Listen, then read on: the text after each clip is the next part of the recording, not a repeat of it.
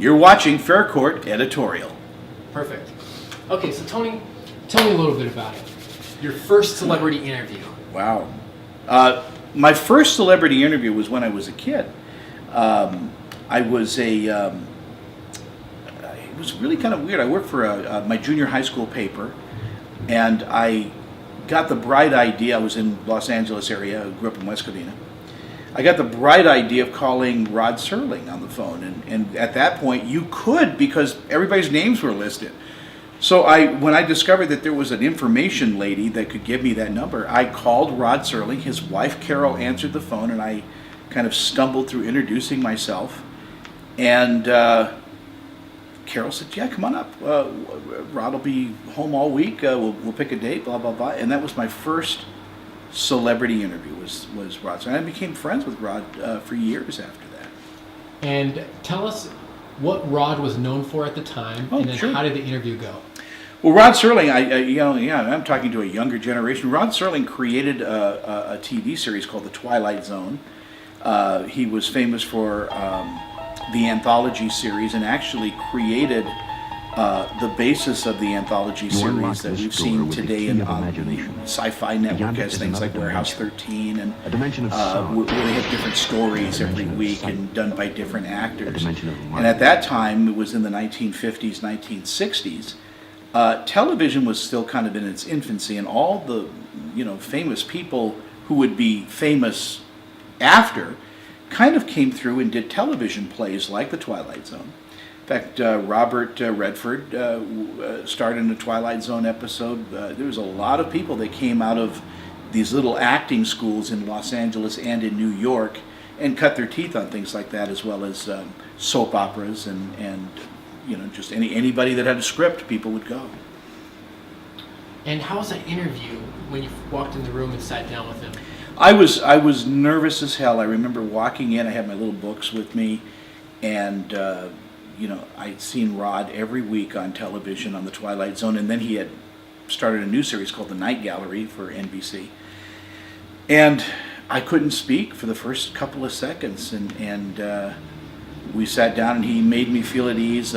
Carol, his wife, brought out lemonade, and we sat for a few minutes, and it really honed in something to my interviewing skills as I was developing them. It's to say, make your subject, whoever they are, feel at home, feel a little bit comfortable, and then they can open up a little bit better. Because a lot of times people are nervous about what you're going to ask if you're doing an interview. They don't know what you're about, and if you tell a joke or make them feel at ease a little bit, that always helps.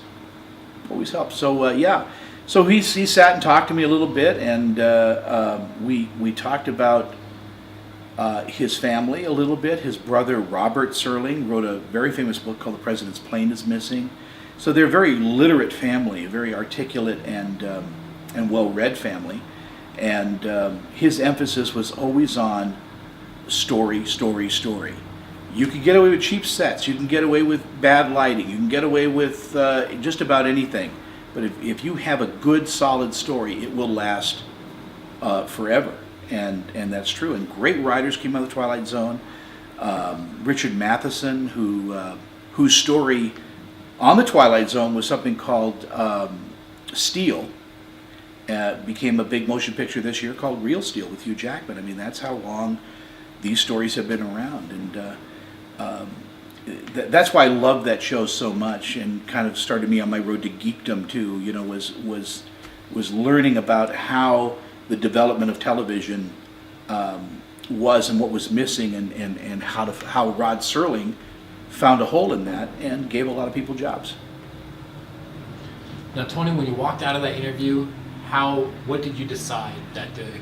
Oh man, I walked out of that interview thinking, I'm so blessed, because nobody ever gets to talk to this guy, and I got to, and I thought to myself, well, I got to do this more. And basically, it provided a way for me to talk about something I really love, keep me on my toes, because you have to, when you go into an interview, you can't go in stupid. You kind of have to study and do some back searching and all of that.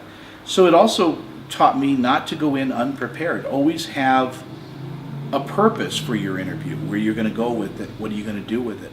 Whether it's to talk about how they approach a role, how an actor approaches a role, how a director chooses how high the tripod is going to be for the camera.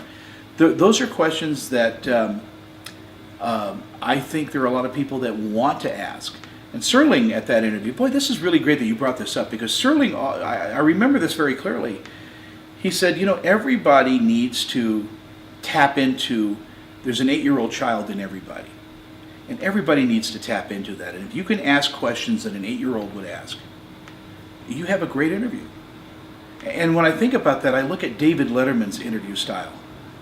I look at some of the really, really great interviewers of our time.